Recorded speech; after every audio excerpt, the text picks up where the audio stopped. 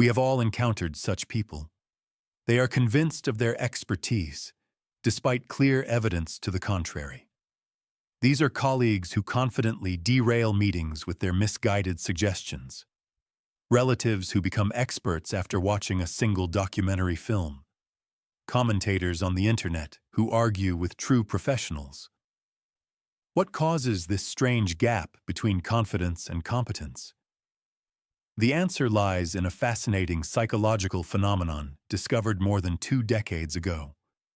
In 1999, social psychologists David Dunning and Dunning-Kruger published a groundbreaking study that forever changed our understanding of human thinking.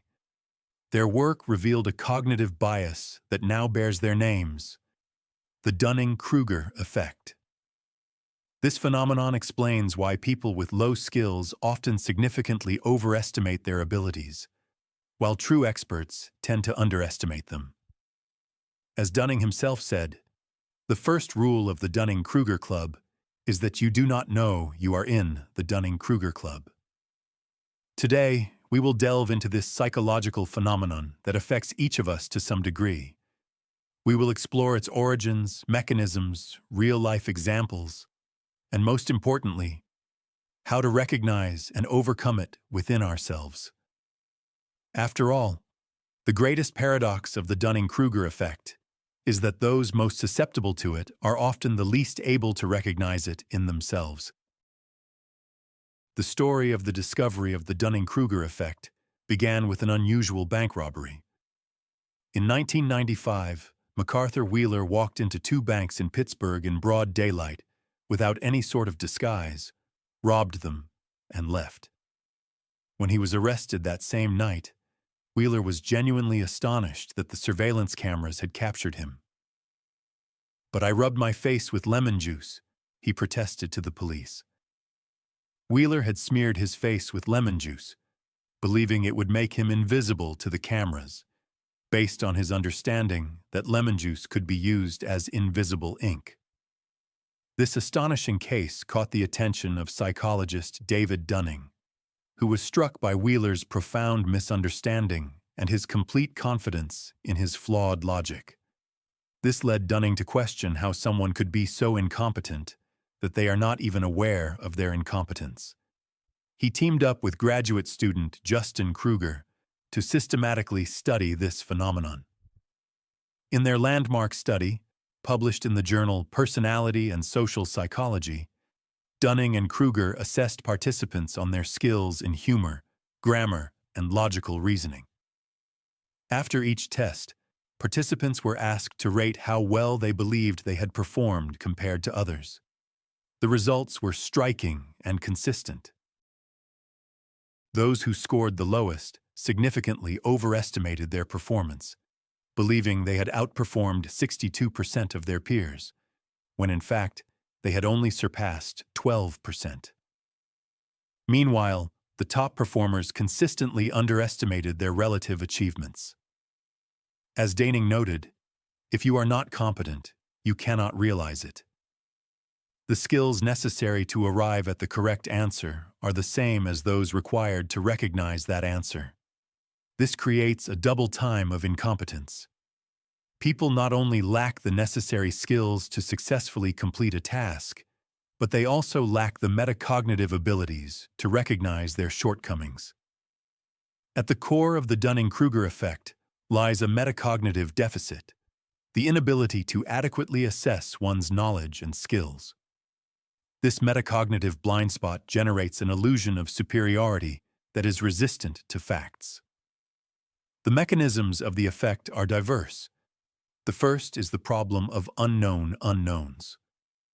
When entering unfamiliar territory, we do not realize the full extent of the knowledge and skills required.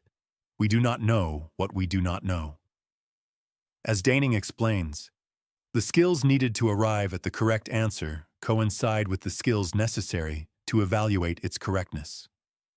If you lack competence in any area, you are unable to recognize that competence, including its absence in yourself. The second mechanism is confirmation bias. Once we form an opinion about our abilities, We selectively perceive information that confirms that opinion while ignoring contradictory data. A novice who is confident in their skills will remember their successes, attribute failures to external factors, and interpret ambiguous feedback in their favor. The third mechanism involves the difficulty of accurately calibrating self-assessment. Even when trying to be objective, people struggle with self-evaluation without reference points. Without clear feedback or comparisons, we tend to overestimate our abilities, a phenomenon known as the above-average effect or illusory superiority. As the philosopher Bertrand Russell aptly noted, the entire problem of the world is that fools and fanatics are always so sure of themselves, while wise people are full of doubts. This observation accurately reflects the essence of the Dunning-Kruger effect. Confidence and competence are often inversely proportional at the extremes of the knowledge spectrum.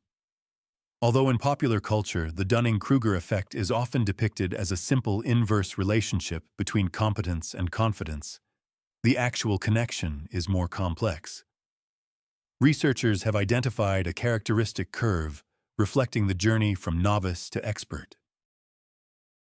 The journey begins on what is known as the mountain of stupidity, with peaks of confidence experienced by absolute beginners who have acquired enough knowledge to feel informed, but do not recognize the vastness of the uncharted territory. As Mark Twain wisely noted, it is not what you do not know that creates problems for you, but rather what you are confident about that is wrong. Following this initial peak is the valley of despair, where further learning reveals the true scale of the field, and confidence sharply declines. This is the critical moment when many give up, unable to reconcile with the newly revealed reality of their limitations. Those who continue to move forward begin to slowly ascend the slope of enlightenment, where competence and confidence gradually grow together.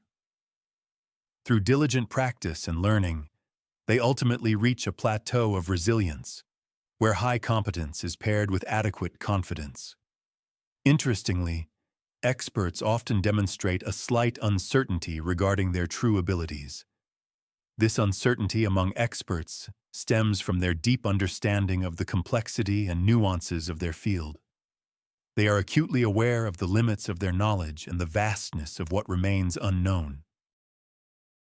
As the Nobel Prize-winning physicist Richard Feynman once said, "The more I know, the more I realize I do not know," which highlights the intellectual humility that is a hallmark of true expertise, sharply contrasting with the overconfidence of novices. While most experimental data on the Dunning-Kruger effect has been obtained in laboratory settings and within the realm of academic skills, this phenomenon extends far beyond those boundaries, permeating nearly all areas of human activity. In professional environments, the effect manifests as an incompetent and uninformed employee who systematically overestimates their performance and contributions. One study showed that 95% of managers believe they perform better than half of their colleagues, which is statistically impossible. Such inflated self-assessment often leads to resistance to feedback, limited professional growth, and interpersonal conflict.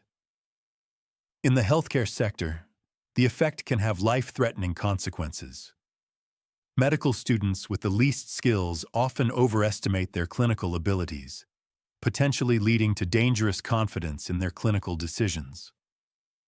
One study found that physicians who were most confident in their diagnoses were not more accurate than their colleagues, but were less likely to consult reference materials or seek a second opinion. In politics, the effect explains why some of the loudest voices on complex political issues often demonstrate the least understanding of the intricacies involved. Those with superficial knowledge in economics, climatology, or international relations may confidently assert their correctness, while experts in these fields typically acknowledge the limitations and uncertainties inherent in their domains. In our digital age, the Dunning-Kruger effect has found particularly fertile ground. Social media allows individuals with minimal knowledge to disseminate their opinions to a wide audience with the same apparent authority as recognized experts. This democratization of voice, while valuable in many respects, has also led to what some researchers call a crisis of expertise, blurring the distinctions in perception between the opinions of novices and experts. As Neil deGrasse Tyson notes, one of the challenges in this world is knowing enough about a subject to consider oneself right, but not enough to realize one's mistake. This precisely describes how the Dunning-Kruger effect extends beyond the academic environment, influencing discussions and decision-making in society. The manifestation of the Dunning-Kruger effect is not uniform across different cultures. Research shows that cultural factors significantly influence how people assess their abilities and how pronounced this effect is in various societies. In Western, particularly American culture, self-presentation and confidence are highly valued. From childhood, children are taught to believe in themselves and their capabilities, creating fertile ground for overestimating their own abilities. The American spirit of individual achievement and potential may inadvertently amplify the Dunning-Kruger effect, encouraging positive self-assessment, even when it does not align with reality. In contrast, many East Asian cultures emphasize modesty, self-improvement, and awareness of one's limitations. Studies indicate that Japanese students typically rate themselves below average on many parameters, which is the opposite of the above-average effect often observed in Western societies. This cultural tendency towards self-criticism may reduce the influence of the Dunning-Kruger effect, fostering more cautious self-assessments. The orientation of a society towards collectivism or individualism also affects the manifestation of this effect. In more collectivist societies, where group harmony and interdependence are prioritized, individuals may be more receptive to feedback from others and less prone to inflated self-assessment that contradicts the group's opinion. As Confucius wisely observed, true knowledge is the awareness of the limits of one's ignorance. Cultures that incorporate this philosophy into their educational and social systems may naturally develop metacognitive awareness, which helps prevent the manifestation of the Dunning-Kruger effect.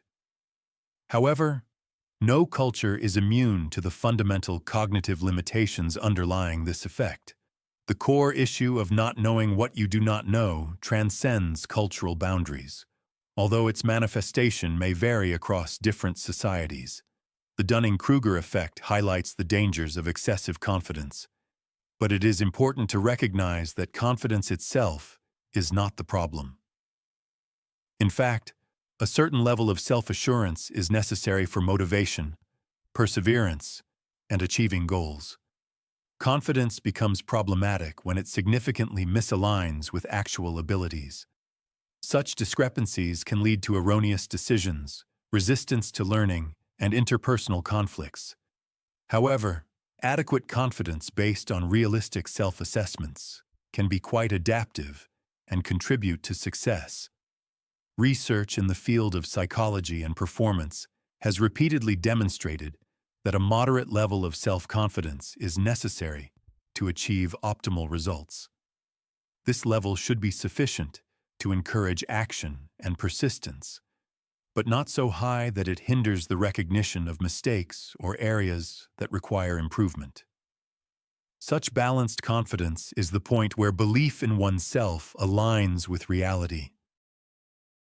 Interestingly, studies show that a slight overestimation of one's abilities can be beneficial in certain situations. This light, positive illusion can enhance motivation, help overcome initial difficulties, and lead to greater resilience in the face of failures. It is important to distinguish between a small amount of self-assurance, which stimulates effort, and excessive self-confidence, characteristic of the Dunning-Kruger effect.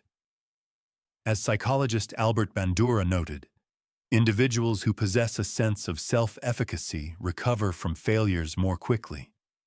They approach tasks with a mindset focused on how to solve them. They are concerned about potential problems. This healthy confidence is fundamentally different from the unfounded self-assurance of those who fall into the Dunning-Kruger trap. The goal is not to eliminate confidence, but to develop it in accordance with real abilities, fostering what is known as epistemic humility alongside self-efficacy. This balanced approach acknowledges both our capabilities and our limitations. Perhaps the most challenging aspect of the Dunning-Kruger effect is recognizing it within ourselves. By its nature, this effect blinds us to our own incompetence, creating a stubborn cognitive blind spot that hinders self-awareness. The first step to breaking out of this cycle is acknowledging our general vulnerability to this bias. No one, regardless of intelligence or education, is immune to overestimating their abilities in areas where they lack experience.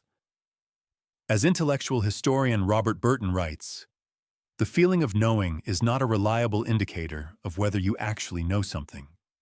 Practical strategies to counteract this effect begin with actively seeking feedback from others, especially from experts in the field. External evaluation provides an objective perspective that is often lacking in self-assessment. However, this requires genuine openness to criticism and a willingness to temporarily set aside defensive reactions.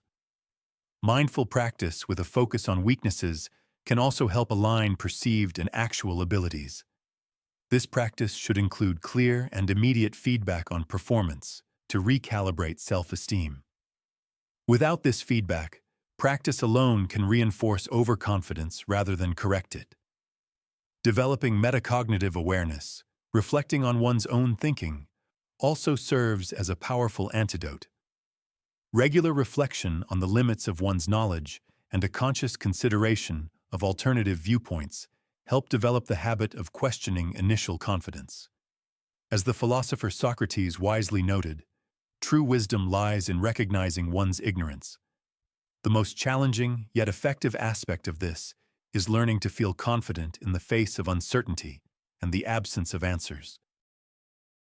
Modern society often rewards quick responses and assertive statements, leaving thoughtful reflection and acknowledgement of one's limitations in the shadows. Resisting this pressure requires intellectual courage, a willingness to say, "I do not know," or "I am not sure," when necessary. As the writer and philosopher Aldous Huxley pointed out, the most important lesson to be learned from history is that people learn very little from its lessons. Similarly, the key lesson of the Dunning-Kruger effect may lie in the ability to question one's confidence, especially when it seems at its peak. In recent decades, our information world has undergone significant changes, revealing new facets of the Dunning-Kruger effect. The Internet has democratized access to information, allowing anyone to gain a superficial understanding of any topic with just a few quick search queries. This easy access to information can create an illusion of understanding, amplifying the Dunning-Kruger effect. The structure of social networks exacerbates the problem, rewarding confident statements more than nuanced expert opinions. Algorithms tend to promote content that generates active engagement, which more often means strong, categorical assertions rather than careful and thoughtful analyses. This creates an environment where the loudest and most confident voices gain an advantage, regardless of their level of competence. Filters and echo chambers only intensify these trends, isolating individuals from contradictory information that could challenge their perceived competence, surrounding them only with those who share similar views or levels of understanding. This leaves little room for recognizing one's limitations. The vast amounts of information online also contribute to what is known as knowledge fragmentation, leading to the acquisition of disconnected facts without the conceptual foundations necessary for meaningful integration.